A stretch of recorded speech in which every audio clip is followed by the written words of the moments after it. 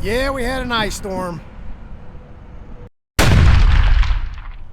Yep, last week, Wednesday and Thursday, we had our second ice storm of the season, of the year.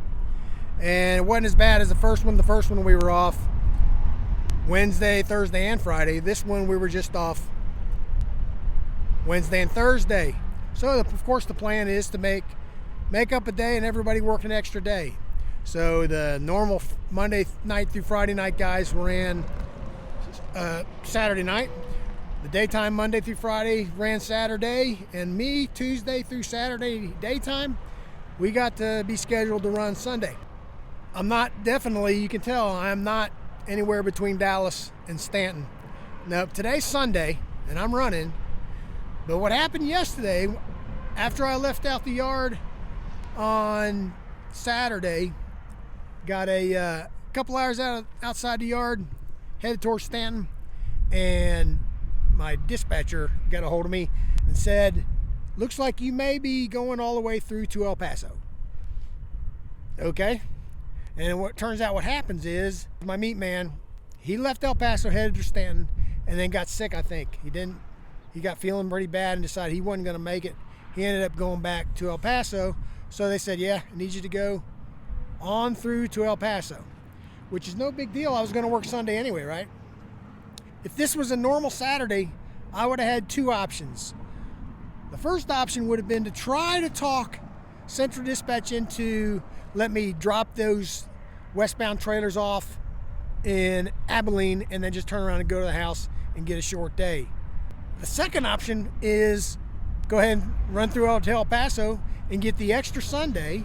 And unless I just have to be home on Sunday for something, I'm going to go for that second option because it's an extra 622 miles. It's like between $400 and $500 extra dollars for the paycheck, and I can always use that. Just only get one day off. Just try to rest as much as I can on that day. So that's what would happen on a normal Saturday. But it's not a normal Saturday. We were scheduled to run Sunday anyway. So here I am Sunday, heading back. I got out of there earlier than I normally would have if I ran my regular run, so I should get home a little earlier tonight. And I'm here at Sierra Blanca, just before the Border Patrol checkpoint in this little picnic area. You can see the mountains. They call them mountains there. They're pretty neat. The farther west you go, the more mountains you get. These aren't like mountains you're going to get up in Oregon, Northern California, things like that. But it's pretty out here. No trees, but it's pretty. What came to mind was you got to be flexible, right? You got to be flexible for when things like this happen in running line haul and LTL. Now, I'm sure all the LTL companies, most of them anyway, have the same policy we do.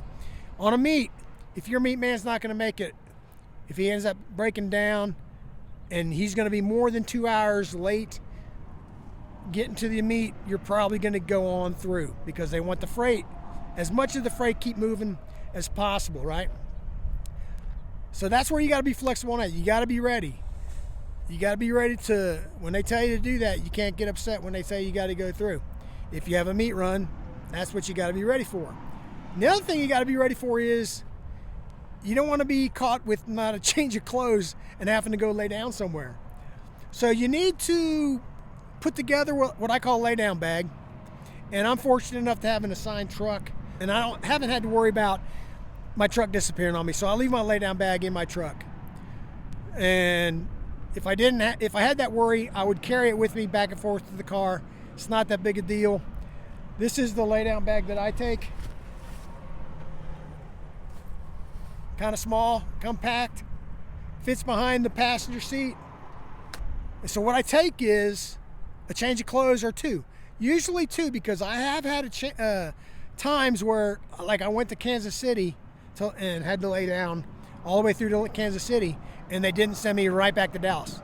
They sent me like over to Memphis and then back to Dallas. So you might need about 2 pair of clothes to change into. You know, extra underwear, socks, t-shirts, jeans, uniform shirts if that's what you wear, that kind of stuff. You need bathroom stuff, shampoo, deodorant, all the normal bathroom stuff. And then if you got to take any extra medicines, take them with you too. But you got to be ready. You got to have that lay down bag. You got to be ready to change gears, as they say, in a moment's notice. And I'm going to El Paso and back. I've done several videos on that. There's not a whole lot new to see, but I'll put a playlist up here of my El Paso videos and the things that I've seen going back and forth to El Paso. And if you've subscribed to the channel, I thank you. If you have not yet, please subscribe. Hit the notification bell so you'll get notified of all my videos. And we'll see you later.